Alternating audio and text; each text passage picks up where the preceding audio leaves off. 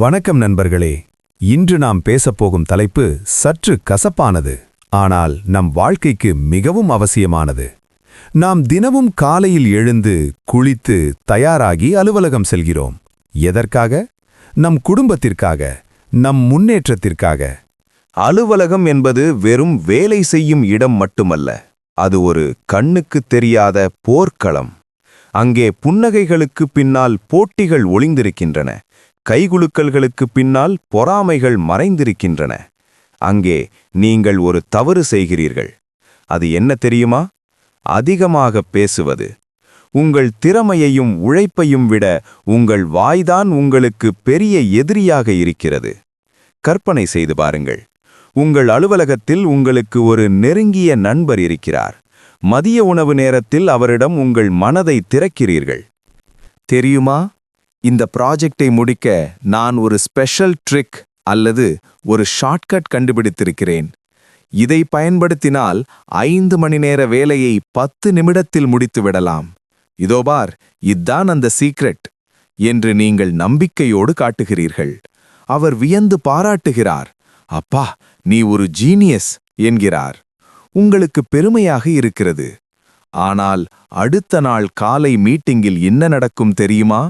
அதே நண்பர் உங்கள் மேலதிகாரியிடம் போய், சார், இந்த வேலையை ஈஸியா முடிக்க நான் ஒரு ஐடியா வச்சிருக்கேன் என்று நீங்கள் சொன்ன அதே ரகசியத்தைச் சொல்லி கைதட்டல் வாங்குவார். அவர் கைத்தட்டல் வாங்கும்போது நீங்கள் ஓரமாக நின்று உங்கள் சொந்த ஐடியா திருடப்படுவதை வேடிக்கை பார்ப்பீர்கள். உங்கள் இதயம் வலிக்கும். ஏன் இவன் இப்படி செய்தான் என்று நீங்கள் துடிப்பீர்கள். ஆனால் தவறு அவர் மேல் இல்லை, உங்கள் ரகசியத்தை பாதுகாத்திடாத உங்கள் மேல்தான் இருக்கிறது. நண்பர்களே, உங்களின் அனுபவமும் தந்திரமும் தான் உங்கள் சொத்து. நீங்கள் பல வருடங்களாக கஷ்டப்பட்டு பெற்ற அனுபவம், உங்கள் இரத்தமும் வேர்வையும் கலந்தது. ஒரு பிரச்சனையை எப்படி சமாளிக்க வேண்டும் என்பது உங்களுக்கு தெரிந்த ரகசிய வித்தை. அந்த வித்தையை நீங்கள் எல்லோரிடமும் இலவசமாக பகிர்ந்துவிட்டால் பிறகு உங்களுக்கும் மற்றவர்களுக்கும் என்ன வித்தியாசம்? நண்பர்களே, ஒன்றை சொல்கிறேன் கேளுங்கள். உங்களின் இந்த அனுபவம் என்பது நீங்கள் பல கடினமான சூழ்நிலைகளில் அடிபட்டு பெற்றது. உங்களின் இந்த அறிவு என்பது நீங்கள் இரவெல்லாம் கண்விழித்து படித்தது. உங்களின் தந்திரம் என்பது உங்கள் மூளையின் தனித்துவமான ஒன்று. இவற்றை நீங்கள் மற்றவர்களுக்கு கற்றுக் கொடுக்கும்போது நீங்கள் உங்களையே பலவீனமாக்கிக் கொள்கிறீர்கள். ஒரு கட்டத்தில் அவர்கள் உங்களை மிஞ்சி செல்வார்கள். அப்போது அவர்கள் உங்களை திரும்பி பார்க்க கூட மாட்டார்கள். இவனுக்கு தெரிந்தது இவ்வளவுதான், இனி இவன் நமக்கு தேவையில்லை என்று உங்களை ஒரு ஓரமாக தள்ளிவிடுவார்கள்.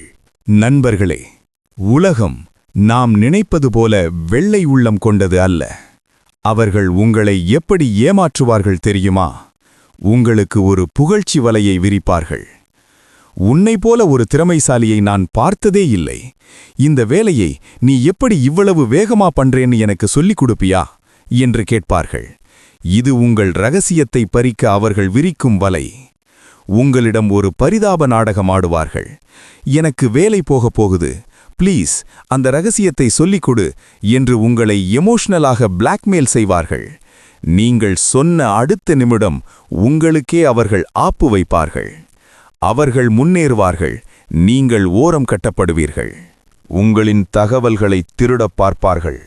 நீங்கள் இல்லாத நேரத்தில் உங்கள் கோப்புகளை பார்ப்பது, உங்கள் மின்னஞ்சல்களை கவனிப்பது என பல வழிகளில் உங்களை ஏமாற்றுவார்கள். நண்பர்களே, நீங்கள் ஒரு வெற்றியாளராக திகழ வேண்டுமென்றால் உங்களின் ரகசியம் காக்க இந்த 5 கட்டளைகளை பின்பற்றுங்கள். 1. உங்கள் வேலை பேசட்டும், வாயல்ல. நீங்கள் ஒரு வேலையை மிகச் சிறப்பாக செய்தால் அதை எப்படி செய்தீர்கள் என்பதை விளக்காதீர்கள், முடிவை மட்டும் காட்டுங்கள். அந்த எப்படி என்பதுதான் உங்கள் பலம், அதை புரிந்து நடந்து கொள்ளுங்கள். 2. உங்களின் தனித்துவத்தை அழிய விடாதீர்கள். எல்லோருக்கும் எல்லாம் தெரிந்தால் அங்கே உங்களுக்கு மதிப்பு இருக்காது. ஒரு மந்திரவாதி தனது மாயாஜாலத்தின் ரகசியத்தைச் சொன்னால் அடுத்த நிமிடம் அவர் வெறும் சாதாரண மனிதன்தான். 3. நண்பர்களை தேர்ந்தெடுங்கள். அலுவலக நண்பர்கள் சக ஊழியர்கள் மட்டுமே. அவர்கள் உங்கள் குடும்பம் அல்ல. அவர்களுடன் சிரித்து பேசுங்கள், ஆனால் உங்கள் முன்னேற்றத்திற்கான படிக்கட்டுகளை பகிர்ந்து கொள்ளாதீர்கள். 4வது, மௌனமே ஆயுதம். ஒரு சிக்கலான நேரத்தில் எல்லோரும் தடுமாறும்போது நீங்கள் மட்டும் அமைதியாக அதை தீர்த்து காட்டுங்கள். அது எப்படி முடிந்தது என்று கேட்டால், சின்ன முயற்சிதான் என்று புன்னகையோடு கடந்து செல்லுங்கள்.